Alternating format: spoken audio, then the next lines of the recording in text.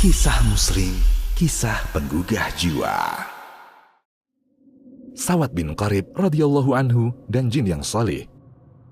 Ketika Nabi SAW berada di Madinah, ada seorang dukun di negeri Yaman. Ia bernama Sawad bin Qarib. Kita simak saja Sawad bin Qarib radhiyallahu anhu menceritakan jin yang mengajaknya masuk Islam. Pada suatu malam, ketika aku sedang dalam keadaan antara tidur dan terjaga, tiba-tiba jin yang sering memberitahuku datang. Ia membangunkanku dengan kakinya, lalu ia berkata, "Wahai Sawad bin Qarib, pahamilah dan pikirkanlah bila engkau memang bisa berpikir. Sesungguhnya Rasulullah SAW dari keturunan Lu'ay bin Ghalib telah diutus. Ia mengajak umat manusia kepada Allah dan kepada peribadatan kepadanya saja." Kemudian jin itu menyampaikan bait-bait syair berikut.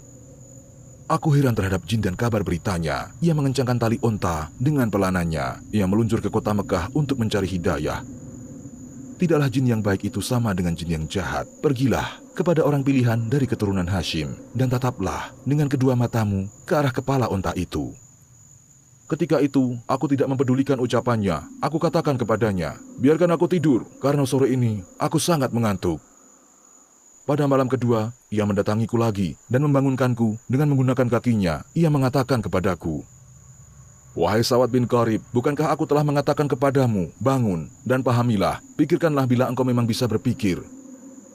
Seorang utusan Allah dari keturunan Lu'ay bin Ghalib telah diutus. Ia menyuruh kepada Allah dan beribadah hanya kepadanya."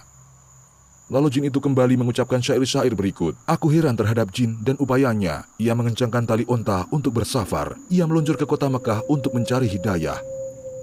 Tidaklah jin yang jujur itu sama dengan jin yang pendusta. Pergilah kepada orang pilihan dari keturunan Hashim. Ia berada di antara onta-onta dan pengawalnya.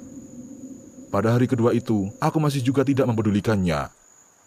Namun, pada malam ketiga, ia mendatangiku lagi dan membangunkanku dengan kakinya. Ia mengatakan kepadaku, "Wahai Sawad bin Qarib, bukankah aku telah mengatakan, pahamilah dan pikirkanlah bila engkau bisa berpikir. Bahwasanya seorang utusan Allah dari keturunan Lu'ay bin Ghalib telah diutus untuk berdakwah kepada Allah dan peribadatan kepadanya."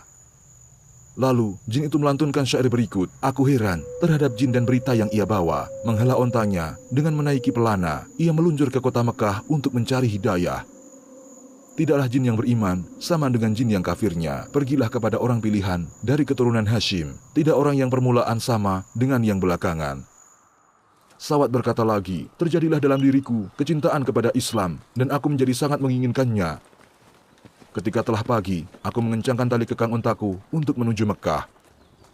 Di tengah perjalanan, aku diberitahu bahwa Nabi SAW telah hijrah ke Madinah. Lalu aku pun menuju ke Madinah. Sampailah aku di Madinah dan aku bertanya tentang Nabi SAW. Dikatakan kepadaku, ia sedang berada di masjid. Lalu aku berhenti di masjid. Aku menambatkan ontaku dan aku masuk masjid. Di dalam masjid ada Rasulullah SAW dan para sahabat bersama beliau. Aku katakan, dengarkanlah ucapanku wahai Rasulullah.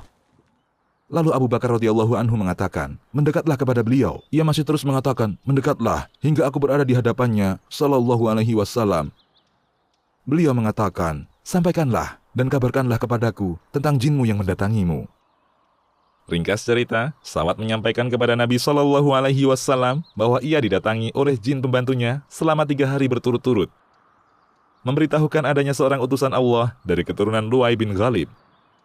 Setelah itu, Sawad mengucapkan syahadat bahwasanya tidak ada sesembahan yang benar selain Allah dan Muhammad adalah utusan Zat yang Maha Perkasa.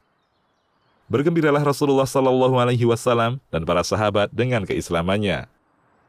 Setelah Sawad bin Qarib masuk Islam, jin itu tidak lagi mendatanginya, dan Sawad lebih senang dengan teman penggantinya yang lebih baik, yaitu Al-Quran yang diturunkan kepada Nabi SAW.